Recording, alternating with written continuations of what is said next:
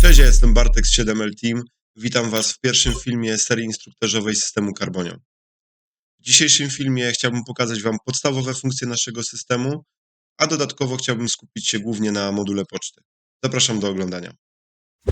Zaczynamy od ekranu logowania. Jedną z zalet systemu jest pełne wsparcie dla White Label. Możemy dodać własne logo oraz ustawić tło dopasowane do identyfikacji wizualnej naszej firmy.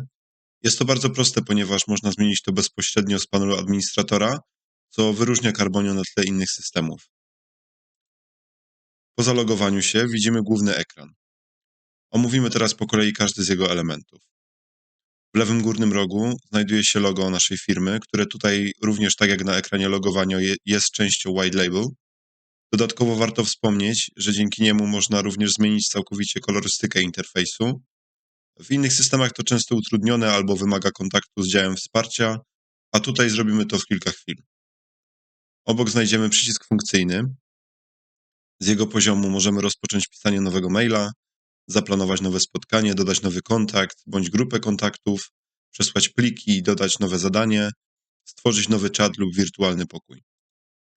Co ważne, ten przycisk zmienia swoją funkcję w zależności od tego, w którym module się znajdujemy, ponieważ Carbonio to nie tylko mail, ale też kalendarze, kontakty, listy dystrybucyjne, czaty, pliki, zadania, mamy też pole wyszukiwania i ustawienia systemu. Wszystkie te moduły możemy znaleźć w pasku po lewej stronie. Poświęcimy im osobne filmy, a dzisiaj zajmiemy się konkretnie pocztą. Na jednym koncie możemy mieć dodane kilka skrzynek pocztowych, na przykład tak jak widzimy tutaj prywatną, skrzynkę biurową, sprzedaży czy zakupów i w prosty sposób możemy się pomiędzy nimi przełączać. Warto wiedzieć, że interfejs można dostosować do własnych potrzeb. Na przykład możemy zminimalizować listę skrzynek pocztowych, jeżeli chcemy mieć więcej miejsca na treść wiadomości. Możemy też regulować szerokość panelu odbiorczego oraz pola odczytu wiadomości po prawej stronie, dopasowując układ do własnych preferencji. W panelu odbiorczym również możemy dokonać kilku zmian. Przycisk po lewej stronie odpowiada za zaznaczanie wiadomości. Po kliknięciu mamy opcję zaznaczenia wszystkich wiadomości. Możemy też zaznaczyć kilka konkretnych. Następnie możemy oznaczyć je jako przeczytane, usunąć lub po kliknięciu w 3 kropki oflagować, przenieść do innego folderu, oznaczyć etykietą lub oznaczyć jako spam. Kolejnym przyciskiem jest funkcja podziału. Panel odbiorczy możemy ustawić na podział pionowy, to jest domyślna opcja. Poziomy. W tym miejscu również możemy zmienić szerokość naszego panelu odbiorczego, bądź całkowicie wyłączyć podział.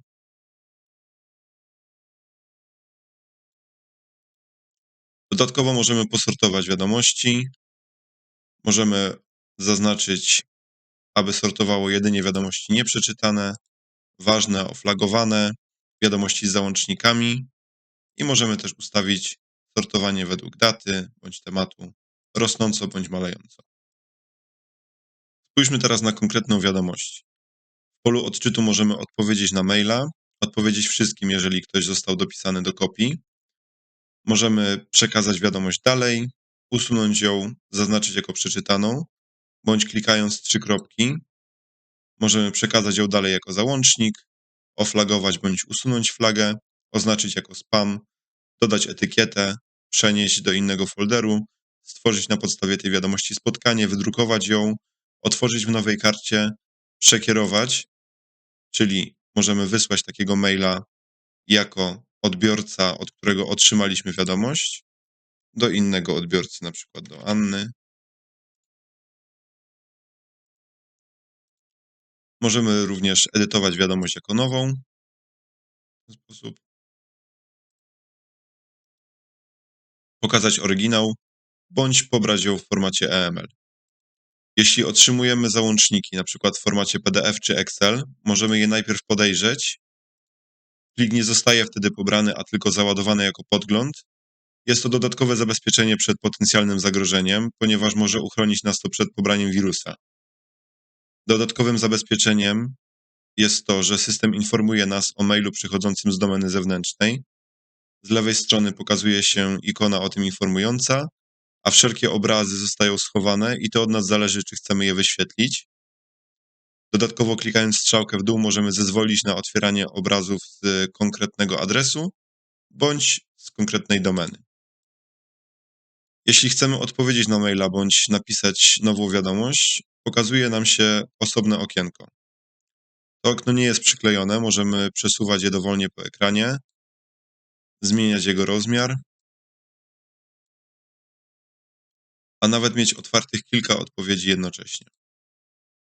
Możemy takie okno zminimalizować, klikając przycisk Ukryj okienko i później jednym kliknięciem do niego wrócić. Mamy możliwość wybrania skrzynki, z której chcemy wysłać wiadomość. Możemy dodać załączniki z plików bądź z urządzenia. Możemy dodać lub usunąć nasz podpis, a klikając w 3 kropki możemy dodatkowo wyłączyć rozbudowany edytor tekstu, oznaczyć wiadomość jako ważną, użyć certyfikatu, aby się podpisać lub zaszyfrować wiadomość i wysłać prośbę o potwierdzenie przeczytania. Możemy taką wiadomość zapisać jako wersję roboczą, a jeżeli już mamy wybranego odbiorcę, możemy ją wysłać bądź zaplanować wysyłanie na inny dzień lub godzinę. W górnym pasku mamy dodatkowe opcje. Strzałką w dół możemy podejrzeć dodatkowe karty, które mamy otwarte i w prosty sposób się między nimi przyłączać.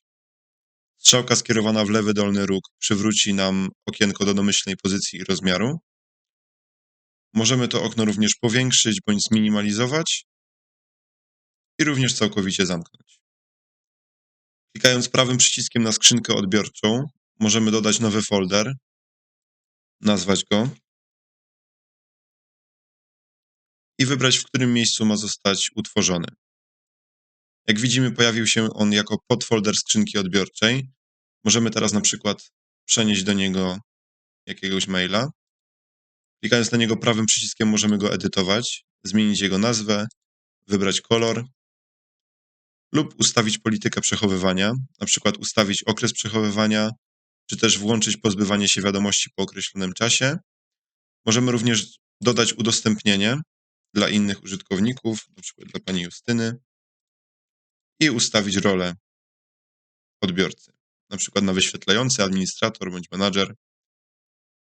Po kliknięciu udostępnij pokazuje nam się ikona, która informuje nas o tym, że folder został udostępniony. Dodatkowo zauważyć możemy opcję Znajdź folder. Jeżeli ktoś udostępnił nam wcześniej taki folder, prawdopodobnie będzie on tutaj widniał i możemy go sobie dodać do naszej skrzynki odbiorczej. Klikając w prawym górnym rogu możemy zaktualizować widok bądź wylogować się. Jeśli chodzi o ten poradnik, to tyle. Dziękuję Wam za oglądanie i zapraszam do kolejnych filmów, a w następnym skupimy się na modułach kalendarzy i zadań. Do zobaczenia.